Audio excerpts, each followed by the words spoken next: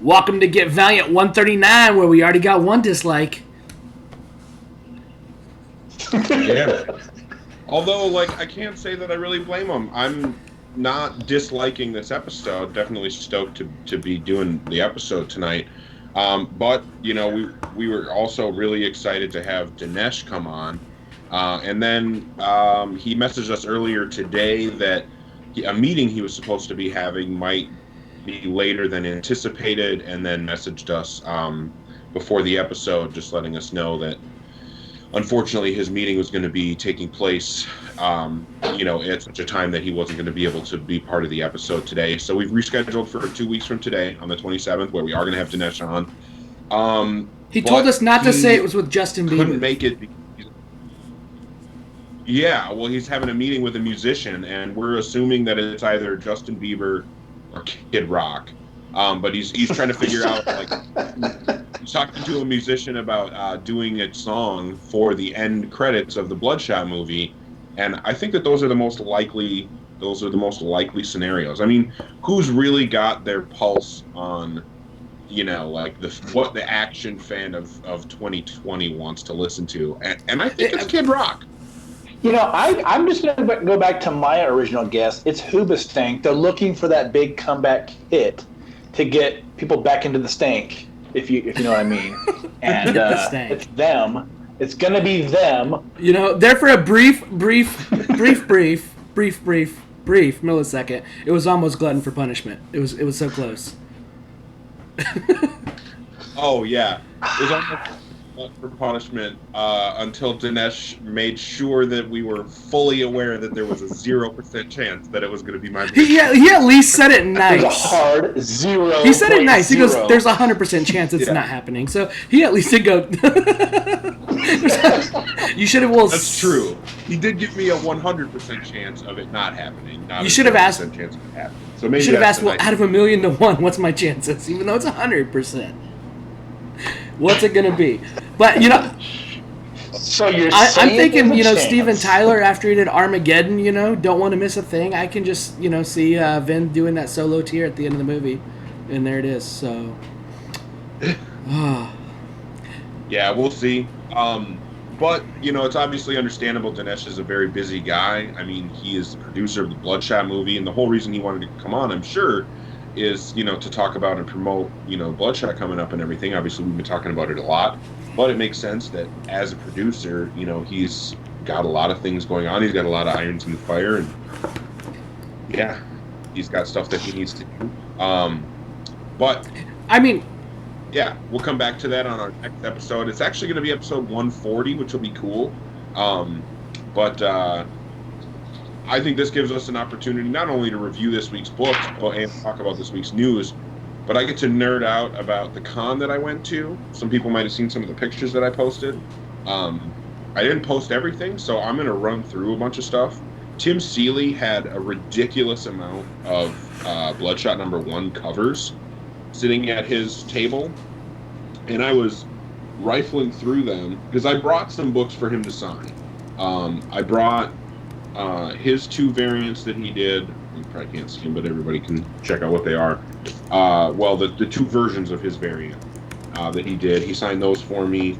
I got this version from Joe Gree of his Bloodshot cover that he had already gotten signed by the cover artist, so I had Seeley sign that. I had gotten the rare, I guess there are only 50 of these. I had gotten one of them and had Tim Seeley sign it, and then as I was rifling through the books on his table, I realized that he had one, so I went ahead and picked that up, so now I have 2 of those. That's pretty fucking cool. I got the Brent Peoples cover and had both Brent Peoples because he was there and Tim Seeley sign it, so that was a lot of fun. Getting to talk to both of them, and then of course I had to get the carbon fiber variant signed. Thought about trying to get it graded, but it takes too much time and money and all that, and I don't know what the point of grading it would be. I'm just gonna have it sitting in my collection regardless. So I had to have him sign an A cover, even though this isn't my favorite thing, but it just felt wrong to go there and have him sign all those books without getting an A cover signed. And then also, John Bivens is local to Minnesota, so I finally had him sign the Bloodshot Salvation cover that he did. But then, sitting at Seeley's booth, looking at all those covers, I just had to grab, like, a ton of these. I don't know if you guys can even, like, see all the ones that I got, but he had all the, like, trade dress ones and Virgin. So I got that for a bunch of them, like the trade. Nice, dude. Yeah. The Boss Logic one that looks like Jared Leto is pretty cool. Really liked this one where he's on a tank exploding all of the SWAT dudes. I have one of those also. The Daniel Warren Johnson cover. Yeah. It's very cool. And then, of course, I had to get sketch covers. So there is... so I had to get Tim Seeley to do a Bloodshot for me. I thought that turned out really well. It was pointed out. Hoosier, were you the one that pointed out? It looks like the, it looks a lot like cover. the Bodenheim cover. The one Thor has tattooed on his leg, right? Yeah. Tor's got that Bodenheim cover tattooed on his leg, which I'm totally jealous of. So it does remind me of that, but That's honestly, so cool. like, I think this cover really embodies like what Bloodshot feels like. Like he's just this killing machine, but he's helpless, and he doesn't really want to be that. But there's not really. I like Sean Hayes' idea. We should do a giveaway with that second redacted. Sean Hayes looking for another payday with the Good Night podcast.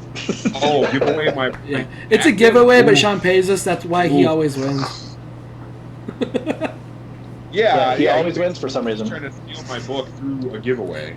Oh man, dude, did you get your tattoo signed? So I did have, because I got the book that my tattoo is from, this Batman #6 cover. I got signed by both Greg Capullo and Scott Snyder, and I did have Greg Capullo sign my tattoo of that cover. Snyder was there too, man. That's a good picture of it. So that's a pretty good guest list. I know that convention for Minnesota had like a rad guest lineup. Right? Yeah. So the other sketch covers I got, there's this really awesome local artist to Minnesota, Daniel Dahl, who does a lot of like Venom stuff. So I had him draw a Venom sketch, and I don't know how well you can see it because it is just in pencil, but it's pretty bonkers. It looks really good.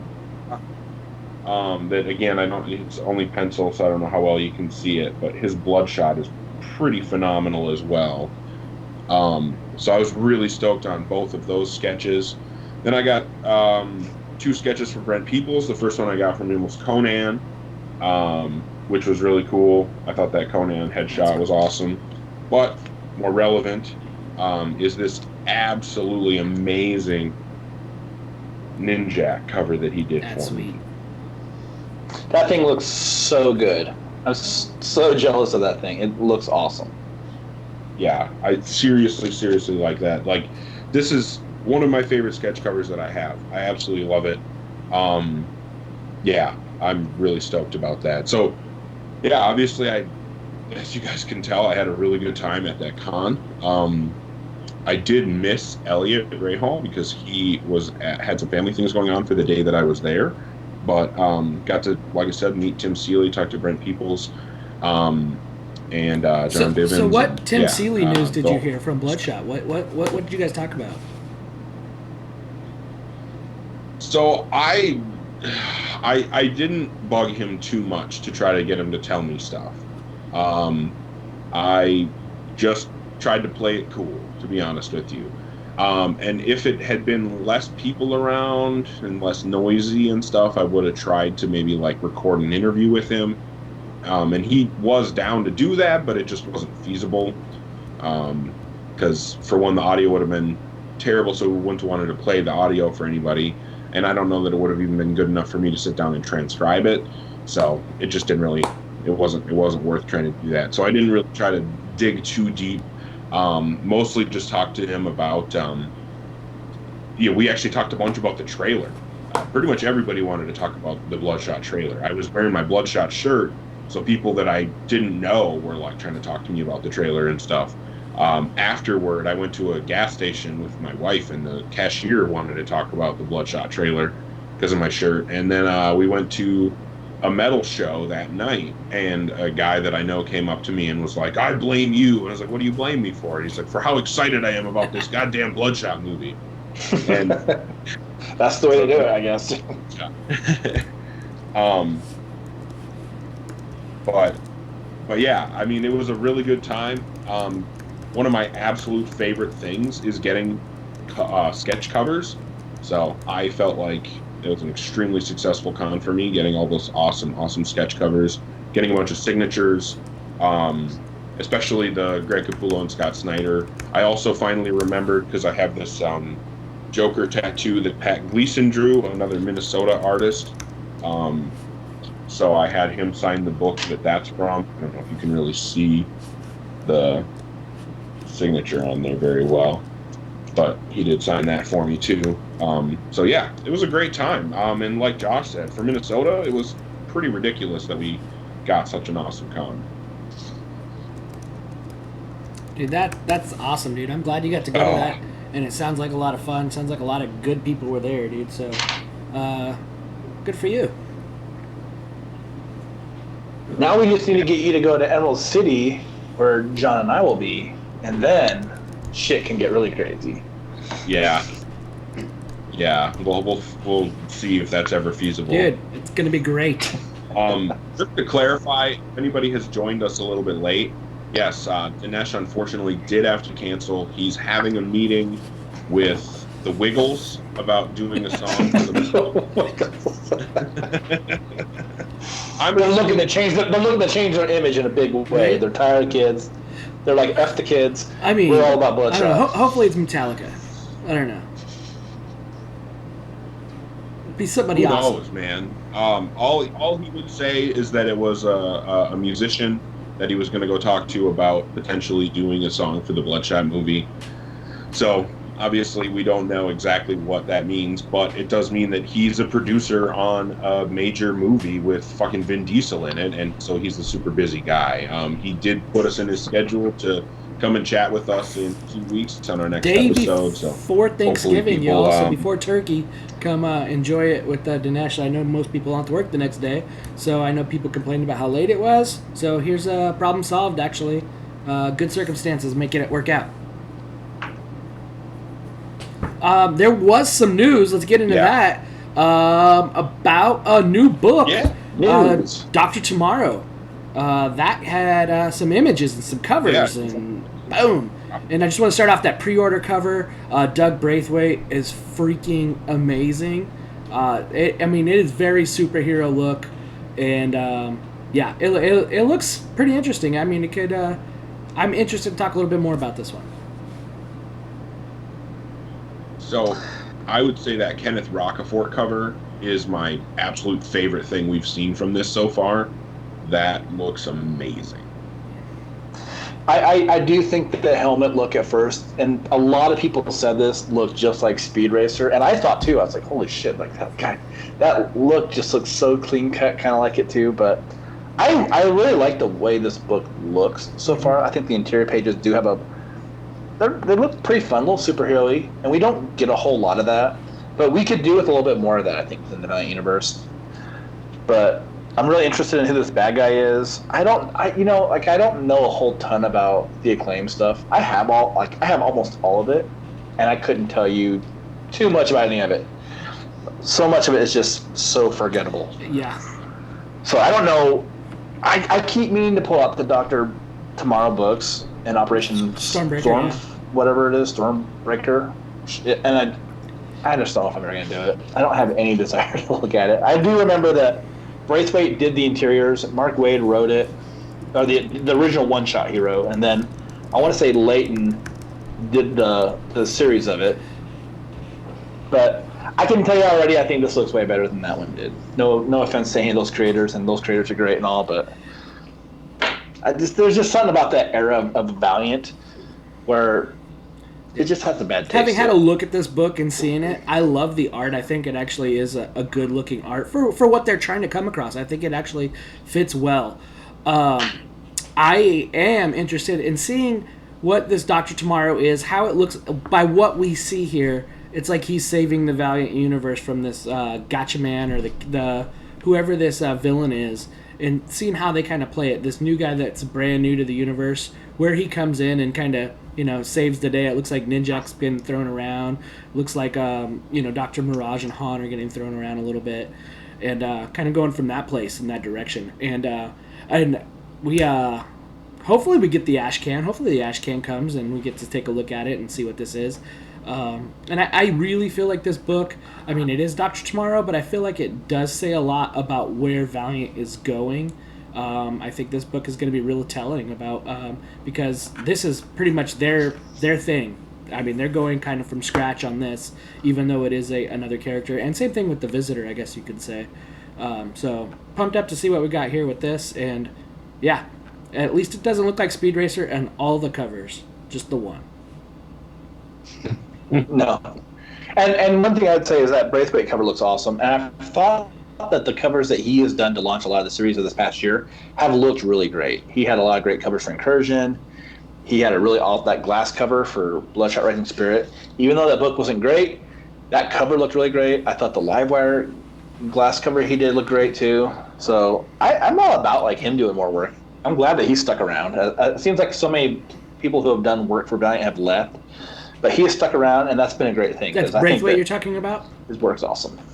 Yeah, I mean, he's original creator of this book, so that's kind of cool as well. I mean, because he was on the claim with Mark Waid when that first came out, so I think it's cool to pay homage to the original creator by letting him at least do the cover. So I think one of the things that is weird about this book to a lot of Valiant fans, and understandably so, is that we don't normally get superhero-looking characters. Like, Faith is the most superhero character in the Valiant universe, and even she isn't conventional superhero. So this is the first time that we're seeing, since 2012, this is the first time that we're really seeing any straight-up real superhero characters actually in their own book in the Valiant universe.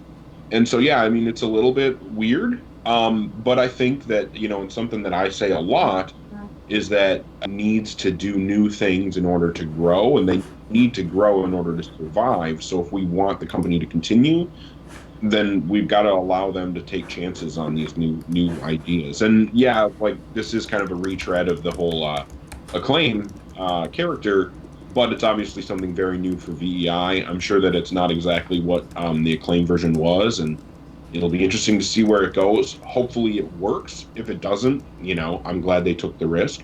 But hopefully it does work, and we can have an awesome new character. And also, here's my hope. Because time travel's involved, I really hope Ivar and or Neela get involved somehow. So I'll be a little bit disappointed if there's a whole time travel story and they're not involved. I can agree with that. One last thought I have on the whole Dr. Tomorrow thing is that I feel like Valiant's, or maybe even just VEI's track record of making a new lease on some of these older characters has been really well. They've done a really well job of it, or a really good job. Really well, what the hell? Anyway, if you look at a lot of the stuff that came from the 90s, when they remade the stuff in 2012 and so on, they've been superior versions, in my opinion.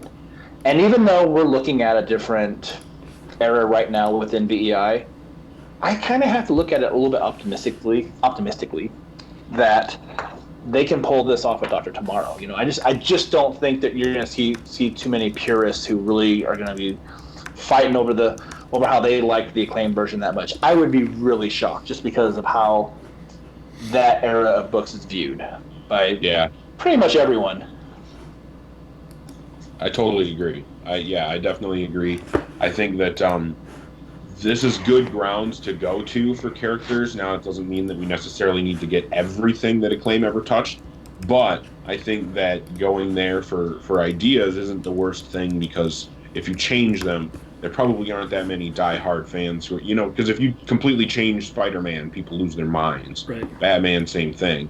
You totally change an Acclaim-era Valiant character, nobody really notices. Well, if you get something out of those characters that ends up being likable, then it's win-win, because I look at so much of that stuff and just think that it's not very good. I'm not saying we ever need to see bad eggs, but if they at one point were to revamp, say, Troublemakers, that wouldn't be the worst thing Elliot in the world. Rahal wants especially bad if it was eggs, good. man. Elliot Rahal, we got to get him on bad eggs. One of the things that I think a lot of Valiant fans, whether they're not saying it or not, is they're redoing an Acclaim book. And with the whole transition that we've been talking about for 2 years, that's probably the scare. They're coming back to that, and people have been relating them two together. But I say give it a chance. I say if that's what you are thinking, don't do that yet. Don't do that yet. So from what we got here, it looks cool. It looks great. Not everything from the Acclaim sucked, but give it a shot. Yeah, absolutely. And like I said, I mean, if it doesn't work, then it doesn't work, and we admit it doesn't work, and we move on. And I think that this is something Valiant needs to do. They need to take these risks, and they need to try new things. And hopefully we can be there to support those new things and help them grow. And that's what I'm all about, I guess. And then I got but that. I think that the biggest positive takeaway for me on this is that Kenneth Rocafort cover. That's a thing of beauty. The image that's up right now on our YouTube feed, where it shows the different iterations of Dr. Tomorrow, I think that's a cool little shot there, showing the different versions of the costume. Yeah. Yeah, looks pretty interesting. So does that mean to see 3 different times, see him from 3 different periods in his life? I think we may. I think we may see an old, a young, and then the middle. So I don't know. It's I like the helmet on the guy in the middle more so than the left. So yeah, the old guy, the oldest one, or what is Kazuma the oldest one anyway? Yeah, I think the design is cool. It's very superhero-y. It's obviously not what we expect from conventional VEI, but I think it's a good thing to kind of step outside that box, and hopefully it ends up being awesome. Yeah, thanks, Todd, for sending it over. Definitely appreciate you getting us that info so we could take a look at it and discuss it, because I don't think I had seen that image, so I'm glad that I hadn't seen it until just now. Yeah. Yeah. Appreciate that, Todd. And I guess it's time for books, unless you guys know of any other news. I don't. Yeah, I think it's books. I think it's time for books. So spoilers. We are going to get into spoilers. We're going to talk about PSI-LORDS number 6, and we're also going to talk about Dr. Mirage number 4. So hopefully you guys have read those books. To be honest, since we were expecting Dinesh to be on today, I wasn't even going to read them. I was going to wait until we actually got to talk about them. But I did read them. I did read them. I don't know if we all read both books though, because I read both. I'm books. sorry, I was busy making this look pretty, and I didn't get to read both of them. I was going to say one of them actually works on this podcast, so there may be. So forgive the shit out of me, okay? Yeah, exactly. I think that it's totally justifiable because, like I said, you're the one that actually works on this podcast. Yeah. But yeah, I hope you guys, viewers, have all read it, because we want to hear what you guys are saying about it. So put that in that darn chat that we got running, and give us your opinions, your thoughts. Let us know things we didn't see, we didn't point out. Because we don't catch everything, especially when we read it 10 minutes before the show, or not at all. So I catch nothing at all, usually. Everything just goes right over my head. Man. So, Dr. Mirage, this story has not been at all what I expected it to be. It has felt like there was a big reveal about to happen with Grace. Can I stop you for 1 second? I'm sorry. Because Brian Wells is with us, and he just put some great news in there, and we have to talk about that. It is 100 days. Exactly 100 days today. That's news. That's newsworthy. Sorry. It's worth cutting off. 100 days until the Bloodshot movie is pretty amazing. That means that we're like just over 4 months away, right? God. Yeah. Well, and one thing we should say while we're talking about this, I feel like Brian deserves a little bit of kudos, because every day he does this countdown. He provides a lot of information every day. If you go check his Twitter feed, he's putting a lot of stuff out there about behind the scenes stuff or things about the movie, just anything related to Bloodshot. So The dude's awesome, man. He's doing some work. He's I just think it sounds like he going above and knows some beyond. things, and he needs to be talking some more right now to us about all this stuff he knows. I mean, he's getting all these behind-the-scene images. You know, come on. Okay, sorry about that, Eric. Get back to Dr. Mirage. Just over 3 months. Not 90 months. days I is don't 3 know months, why yeah. So. they count. But anyway, yeah, Dr. Mirage, like, I keep expecting some deal to happen with Grace, and nothing has happened yet. Although, at the end of this issue, again, spoiler alert, the very end, the, I don't even remember the guy's name. The Embalmer. The Embalmer, that's what it was. He crawls into her body, and I thought that, that was a little bit unexpected, but pretty cool. And we will see what that means for the last issue of the series. This was the first issue that didn't have the same level of, like, absolutely insane colors that the previous ones did. There was still some craziness in this issue, but it didn't have that same level. But this book is really taking a different look at the dead side than what we've seen before, which has been really cool. I do think that it's well written. The biggest thing that is taking me out of the story is that, like, every time I turn the page, it's like, okay, here's coming this reveal with Grace. Oh, well, it didn't happen. Okay, well, now there's going to be a big reveal. No, never mind, not yet. So, I mean, it's hard to know what's going on, and I feel like PSI-LORDS is the book that we should be talking about. I don't know what's going on, but kind of don't know what's going on with Dr. Mirage. So it's going to be... Well, I don't know. I mean, like, I guess I feel a little bit differently because I'm really into the Dr. Mirage book right now, and I've liked all of it. For one, the one thing that I really liked about this is I thought this book visually really stepped up over the last couple of issues. There's a lot of great, beautiful pages in this. Awesome colors. Nick Robles just doing some incredible work here. I really do feel like this book is a little bit under the radar with the fan base. It's too bad, but I mean, it's just my feelings on it because I like it so much. I'm just really enjoying it. There's a lot of cool Egyptian mythology stuff that's been worked into this issue also. And I wish I would have had a little bit more time to kind of look into it and just see, like, what Mags's research was, just because I do think a lot of stuff is really interesting stuff. But, yeah, definitely the end thing, with the Embalmer going into Grace. I just did not see that happen, or I didn't see that coming. So I just think this book is so crazy. I really do. I think it's really well written. But again, like, it just kind of, I think, like, we all have different tastes, and that's what makes, I think, the episodes that we do, so well, what makes them so cool is that we like different things, So generally, Eric and I really like Bloodshot all the time, but I really like Dr. Mirage a lot, too. And I've thought this series has been awesome.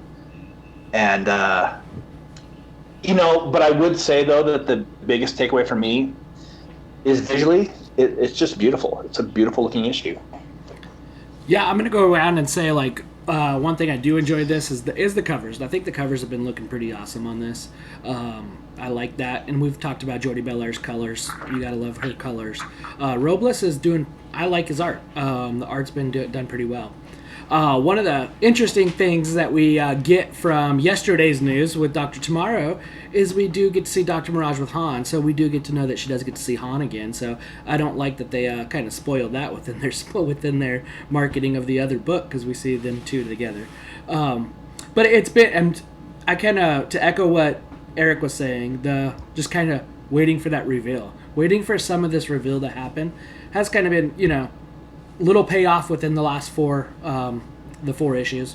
It does wrap up in another issue, so where it goes from there, it is exciting. So to kind of get this going, Dr. Mirage, I think, is best probably with these miniseries, not an ongoing. So I think this kind of works because it's the way they did the first 2 books that were out then by Van Meter. So I enjoyed those. I'm not quite getting the same enjoyment as the very first book. The second book kind of came off a little slower. This book's coming off a little as that too. But yeah, it's Dr. Mirage. It is a different type of book than what we're used to with Valiant too. So it's kind of that same concept of the superhero books, but it's that dead side kind of new era that we're getting within the dead side. And And I think you guys said this too. The Embalmer is a pretty darn cool character. I want to see what that he does as a villain. So, yeah. Yeah, Embalmer Grace is going to be cool to see what happens. I do think that the art has been phenomenal on this. I don't remember a single bad panel. But yeah, one of the biggest things, like Sean is pointing out, like, it's hard to know what to think of this issue without knowing how the next issue is going to handle everything. Like, it's really hard for me to try to score this because I think that my enjoyment of this issue in particular is really going to hinge on how things are wrapped up in the next issue. Because if the next issue falls apart and it doesn't really work, then this issue was nonsense, right? Like, the first 3 issues had a lot more setup and are good on their own. Like, I think that they accomplished what they were trying to accomplish, but this issue can only accomplish what it's going for if the landing is stuck in the next issue. So that's what we have to wait for, I think, to really know how to judge this book. But either way, I think that as much as it can stand on its own, this issue is pretty solid. I don't enjoy the book as much as Josh, but it is a solid book. And I mean, I'll be honest, I don't think I ever even finished either of the other 2 Dr. Mirage miniseries. I know I read them, but I just couldn't get into them, man. This I will say is my favorite Dr. Mirage story so far in VEI. I don't even know how to score this book, honestly. I don't know. It's hard to rank any of these. I think I would always hold that first miniseries in the highest of regards because I do think it was the first story of her. Or, I mean, her first like solo story. Linton March was a great villain in it too, and it had a really dark vibe, courtesy of Roberto De La Torre's art. Mm-hmm. I like this one better than the second one, though. That's just me, but I do like this one a lot. I'm gonna go with the 4. I do hope that this has an ending that they do stick the ending on this one, like Eric was saying. It does also feel like a lot of stuff might need to happen. I guess it's all just depends upon how the information is rolled out in the next issue, but. Like Sean was saying in our chat, it just feels like there's a lot that they have to get out there. There's a lot of holes that might be in the story, but we'll just see what happens with that next issue. But I'm digging it. It's not the best issue of this run so far, but it's still pretty good. And plus, the one thing I really liked about Robles' art on this is that a lot of it is just so non-traditional on the layouts. Mm-hmm. And I just think because of that, a lot of these pages just really stand out. Like the one where it just shows, like the last page where the embalmer's going into her, or like even like the page where it shows Dr. Mirage upside down, there's like the blood coming out of her stomach. I just think there's a lot of really unique artistic chances being taken with the art, and I think it paid off. Yeah. So I guess I can give it a score. I'll give it a 3.5. I think that's solid. Nice. I was going to be right there with a 3.5, but because of a bad alley-oop quote, I'm going to go 3.25. It didn't say within the character to alley-oop with her knife that you didn't really see a real alley-oop happen. So she was not within context there. It's really going to be dependent. The main part of this book, the success of this book, is going to be how it closes off in 5. Where it leaves Dr. Mirage and where it can have her be in the next realm of where she's at within the universe. And I'll go 3.25 right now. And really want to see how it closes out. And that's that. So, yeah, I think it's going to be really interesting to see.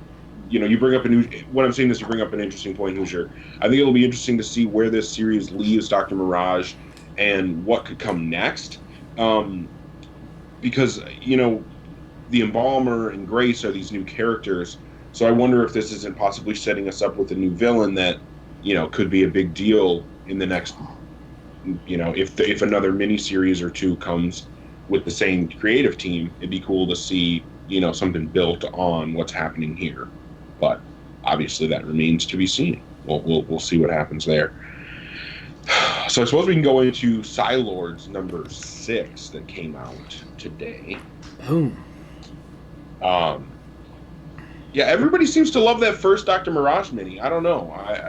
I guess I'm the odd man out here. I just it wasn't for me. Oh. Everybody's in the live chat talking about how much they love it, like Sean especially. It's good stuff, man. It's good stuff. You should try it again sometime, or maybe not. Just do you, Eric. Yeah. But yeah, PSI-LORDS, number 6. I felt like I'm struggling a little bit with Renato Gaddis' art. Like, I don't love it as much as I don't know, man. Like, it's just not quite as consistent. I feel like he's trying some new things, and it's a little bit hit or miss.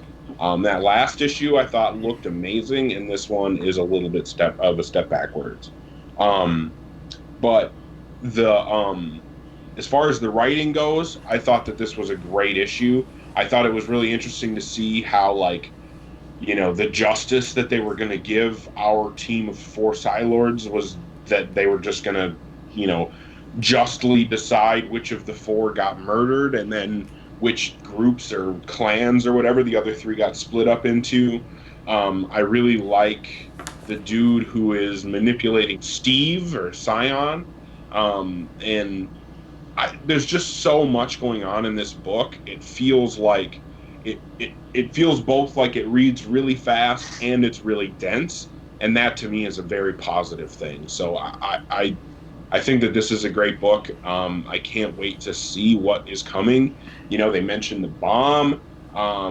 What's his name? I can't remember his name, that was trying to pull the strings from behind the scenes, and talk to I can't even remember his code name now, the Chinese guy.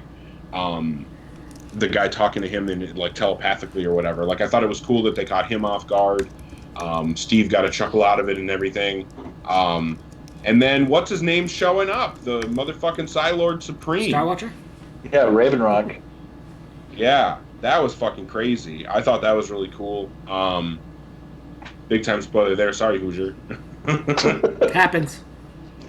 If you haven't read the issue, you might as well not even read it. This issue is so fucking confusing. I don't even understand anything else going on. And I feel like that's being in the comments to tell me, like, who I'm talking about. Yes, the Star Watcher was talking to Artisan, and they caught the Star Watcher off guard with Did Artisan have that same little look on his face like he has in the preview pages? Guedes is consistent on that same smirk. And from what I'm seeing just in the preview pages, there's not much emoting from his drawing and his characters. Yeah. Yeah. I think that, to me, I love how it looks. I do feel like this is another book where the art looks great, but I don't know what in the hell's really going on here. And there's just so much craziness. It's not consistent to me. Because I feel like every other issue I like what's going on, but I'm confused. And here I was just like, I'm just kind of confused. There just seemed to be like, I just feel like I can't get caught up on what's going on. I can't. It must be a really intelligent book because I don't know what's going on. I'm just too idiotic to understand it. But it did look cool.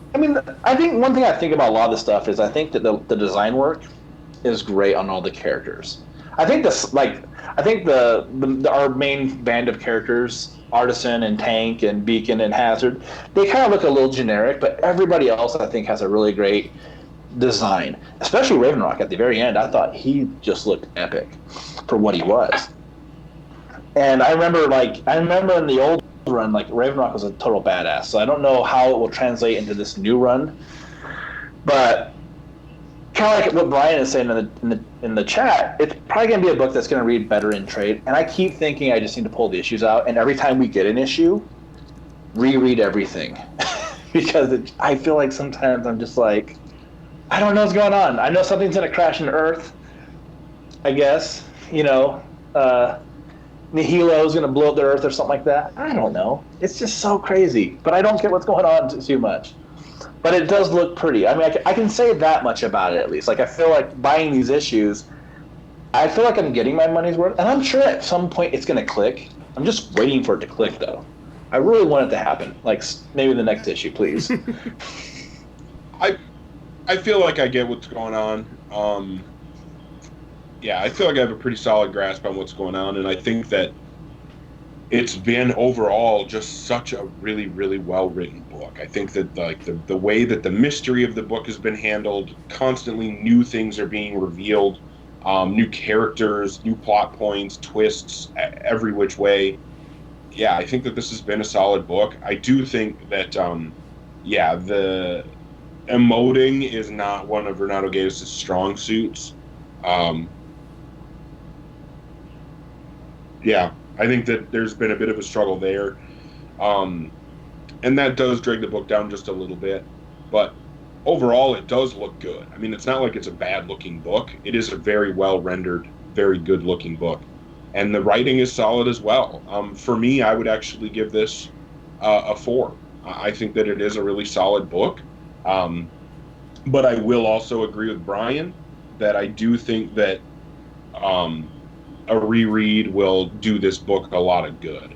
I was actually thinking the same thing when I read Dr. Mirage #4. Like, I feel like if I went back and read the whole thing, like when the 5th issue comes out, just read the whole thing at once, I feel like I would have a better appreciation of the story. And I think that when we get the first 12 issues of PSI-LORDS and have a chance, and you can sit down and read all of them in one go, I think that that'll be the best way to kind of take in this story and really understand what's happening. Yeah, I feel like for me, my score is going to be a little low on this, and it's just because I'm not digging it too much, but it is a beautiful book. But I'm going to go with about 3.25 on this. I just don't understand it. Yeah, I mean, it's kind of a hard book to enjoy, but there's a lot of cool visuals to this. And maybe, I don't know. I just feel like I need to read this stuff. Maybe if someone's got like a primer for each issue that they can let me borrow, so I can just pick up on what everything is that's going on, because it's just over my head. I'm not like Drax. My reflexes aren't good enough to catch everything. I can't catch any of this stuff. I catch it. So, but I do think that a little bit against what Eric was saying on the art.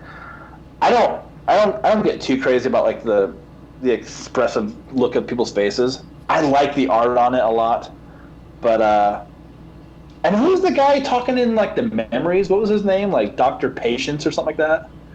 Yeah, he called himself Dr. Patience. That was the Star Watcher that we were talking about earlier. Yeah, he was pretty cool too. I thought again, another character I thought had a great design. Yeah, that's my thoughts on it. Yeah, he's the one that's fucking with Scion and calling him Steve. Yeah.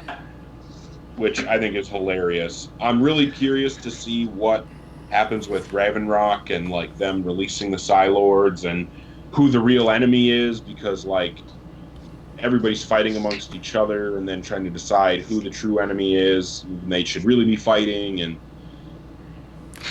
yeah, I think that I said before, like, I think I have a pretty solid grasp of what's going on. I guess the best way to say it is I think I have as solid a grasp of what's going on as the characters do, which is to say not really all that much. But I think as much as we can know right now, I think that I'm getting it. And I could be totally wrong, because this is kind of a complex and weird book. But I think that that's a good thing. And like Sean said, this is going to make a beautiful hardcover. When they put this thing out and collect it all as one thing, those first 12 issues give us some extra, process art and a cover gallery and, maybe an interview or two in the back or something like that. I think this is going to make an amazing hardcover. Yeah, I think that that's something that's really going to be cool to see. And I think that that is probably going to be the best way to digest this book. I did not hear you guys talk much about Scion in this issue. I'm noticing just the Raoul Allen cover, which I think is gorgeous with Scion coming out of it. Was he much in this issue at all, or? Well, that's Steve. That's Steve. What I was talking about. Because in the last issue, the kept Star calling Watcher, him Steve, Dr. yeah. Patience, was fucking with... Yeah, calling him Steve. And that was this whole issue, like, he was talking to Artisan in his in Star Watcher was inside Artisan's memories talking to Artisan. And then in the background, like, where Dr. Patience actually was, Steve is giving him background commentary and stuff and giving him some sass. So it was a good time. This issue wasn't as funny. I will say this issue was not as funny as a lot of the issues have been. There's been a lot of humor in this book, and this issue didn't have as much of that, I didn't think. I thought the last issue had a lot of good humor in it, and the dialogue has always been really good. That's one thing I can say about it. The dialogue has carried the storytelling a bit. Yeah, I would definitely agree with that. Moose joined us. But yeah, I mean, those are the books that we had. It is unfortunate, with all the extra work that Hoosier puts in, that he wasn't able to read PSI-LORDS 6. But again, I think that's completely understandable. And we were ready for some Dinesh. More than you will be ready for Dinesh, and then Dinesh has to go and do a movie business. He's got to be a big shot. Because we're just little peons over here. Yeah, what a jerk. Doesn't he know that we're more important than working on that stupid movie? Hey, it's all about the music video. It's all about the music video. That's harsh. No, I honestly, man, I think it's awesome that he's willing to put aside time when he can. And obviously, being a busy guy like he is, I mean, one of the things that we definitely wanted to ask him about was something that's been going around for a bit now, which is this whole bad idea. And we don't know exactly what it is, but it seems like it's probably going to end up being a new comic book company. And, so Dinesh is, I mean, he's busy, he's a movie producer. He's potentially putting together a new company, a new publisher. So I think that the fact that he's willing to try to take some time out and chat with us is awesome, and hopefully it does work out 2 weeks from today. We'll have an episode with Dinesh on, and we will ask him all of the questions that we can, and hopefully have people in the live chat able to also ask questions and, see what we can pry out of Dinesh, both about the Bloodshot movie and about Bad and hopefully Idea. getting calls. I always feel like Dinesh loves to spoil stuff. So if you get in our chat, Dinesh will probably spoil something.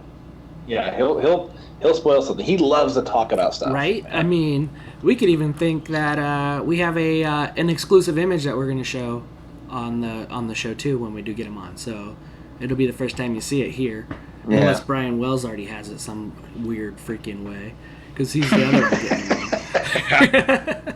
But I thought that was cool. Dinesh found a behind-the-scenes picture to send us, and that we can kind of post up when we do the episode. It'll show you a lot of the detail that's going into the movie and how it's actually cared for by the people that are doing it. So that's kind of the cool thing. No show next week. I will be getting some sun in Cabo, so I'm sorry, guys. I'll think about you. Cabo Wabo. Yeah. You and Sammy Hagar are going to go and dude, I'm hoping so, dude. I went probably like 6 years ago for his birthday party. It was hella fun. So yeah. Really? On his birthday, he always throws like a concert at his Cabo Wabo bar, and it is so fun. Yeah, the tequila's amazing. The beach is great. The fishing is good. The food, the tacos, the tequila, and the tequila. So. Hell yeah, man. Live it up. Hey, while you're there, you might want to check out the tequila. You know what? I was thinking of going to a little tequila tasting room, so might do that.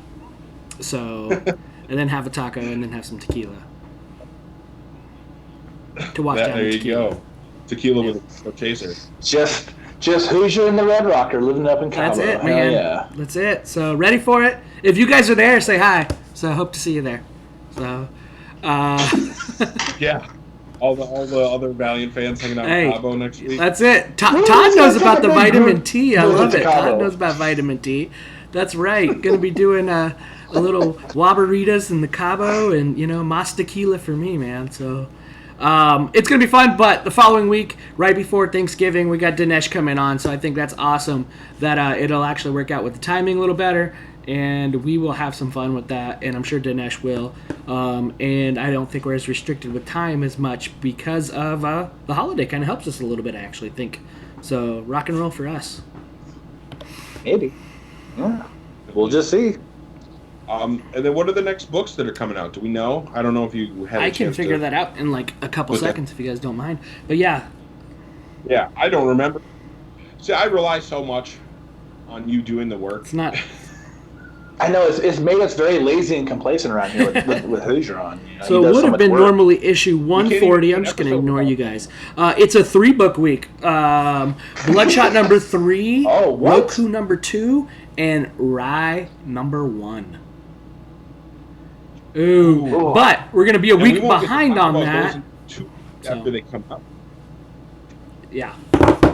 Yeah, we'll have to wait a week after those books come out to talk about them, because we're going to be talking to Dinesh the week after they come out. But I'm really interested to see what people think about Rye number 1. It'll be cool to go back and read that again. I can finally read it. I'm so excited. And I cannot wait to see where Bloodshot goes, because the first 2 issues have been so ridiculous in the best possible way. I can't wait to see where it goes. And what was the third one? Bloodshot Roku. Oh, Roku is going to be that. I think that first issue started off a little bit slow, but ended really strong. So I'm hoping that this second issue we hit the ground running and get some ultra badassery out of Roku. I'm sure she's going to put on a pretty good show. We'll see. Colin Bunn usually kind of delivers, so let's see. And people loved that issue, too. I mean, that's one thing that we haven't even talked about. It seemed like that first issue of Roku got a lot of positive press from the fan base, so that's good. I'm glad people really dug it. We'll just so Sean thinks we should do an old style episode next week, and I think that would be, I mean, maybe. Oof. Right now it's a little harder too. I don't know. I don't know if Eric has what it takes to do an old style episode. You know, that's what I'm saying. I don't have what it takes. Or oh God! Or Google and YouTube don't have what it takes with Hangouts anymore. That's right. That's one of the big problems is we couldn't get it. I'm only here because of necessity, not because of anything else. So it's okay. Oh. Oh, I don't know. I don't know how to make it work anymore. I don't know how to do it. I'm not smart. Who's just here because he's the one? That's really what it boils Fake it till you make it. Yeah. Fake it till you make it. If you look at what happens with our feed on here, with all the images and things like that, that's all Hoosier. And Hoosier, we thank him so much for everything he does around here. We don't ever want you to feel like you're not appreciated. That's for sure. Hoosier is the brains behind this operation. Josh, I guess, is the brawn. And then, I'm here too. Make it look pretty. That's it. Yeah, something like that. Yeah, but as you guys can see, here's the look at that images that we got coming. It's not going to be 140. I think that's going to be 141. But we could figure it out somehow to make it happen. So, but yeah, those are 3 books to look forward to. So, and then the Dinesh interview. Get Valiant's where it's at right now, guys. Yeah, and I'm really excited for the Dinesh interview. Like it should be fun. It's a little nerve-wracking on my end, but like it'll be a blast. So hopefully, if you guys are listening to this and you're like, oh, I thought I missed it, you didn't miss it. It's going to happen in 2 weeks. Please come back, join our chat for it, ask a question. Dinesh will do his best to talk about anything that he's allowed to talk about. Oh, and we will ask though. Yeah, we will. We've already cleared with Dinesh that we're probably going to ask him way more questions than he's able to answer. So, yeah, yep. We'll see how it goes. But yeah, definitely excited to see that in 2 weeks when Hoosier is back and tanned and hungover. That's it. I hope he comes back with just like sleeveless shirts and like a Sammy Hagar shirt and some like frizzy hair. Dude, like, if I can grow a mullet, it would happen. But it ain't gonna happen. I mean, maybe you can buy one there. We'll do it. If it's there, I can do it. Probably could. I can get some plugs in Mexico. But yeah, I think we've got some awesome stuff coming up, man. I mean, I'm really excited about Dinesh. I think that those books that are coming next week are going to be awesome. Obviously, by the time we get around to episode 141 and talk about that 3-book week, we're going to have another book or two, whatever ends up coming out, that week. So, I think that there's a lot of good stuff coming. We know about Dr. Tomorrow now. We've got a lot of good information about that. It looks like it's going to be really cool. We know we're getting an XO book next year. We have been teased things like Ninjak and Harbinger and Savage. We've got this amazing Bloodshot book going on. I still am not ready to admit that Killers is over, so we've got great book of Killers still coming out. I think that this is there's so much awesome stuff going on, and knowing that we've got a movie coming up in just over 3 months, if my math has been corrected correctly. I think that's, man, it's so exciting right now. There's so much exciting stuff happening, and I just can't wait. I will be in Mexico. I'll see if I can get the bootleg Bloodshot there. So maybe we'll watch it early, guys. So stay tuned. It's going to happen. The shaky handicap. Somebody. I think it might have been Wells or Rucker or Travis that was in there and filmed it during the screening, and we might be able to see it a little early in Spanish. One of you guys made $1,000. I know it, so I'm looking forward to that. So. Oh man, I'm glad that our live chat is going well. It seems like people are having a good time. Nobody wants to date Todd apparently, which is unfortunate. EXO, hugs and kisses to you too, buddy. I don't know. Oh man, we want a date. We need a date. I don't know. Hugs and kisses. Oh man. Holy shit. Oh man. I want to say thanks to everybody hanging out. We've obviously got Sean Hayes, Todd, the Bald Moose himself, Brian Wells making an appearance. I'm not sure who Connection to the World. I'm not sure who Connection to the World is, but they said that's their first time checking in live. Thanks, and that's man. Really awesome. Hopefully you come back for Tanesh's interview. I'm sure I missed people. I know, like I said, Scott was here. Moose was in. Yep. It's been a really good time. I love when people get involved and interact with us and interact with each other. And hopefully, it looks like, maybe the Bald Moose and Todd will make that connection and they can go on a date together. It'll be EXO.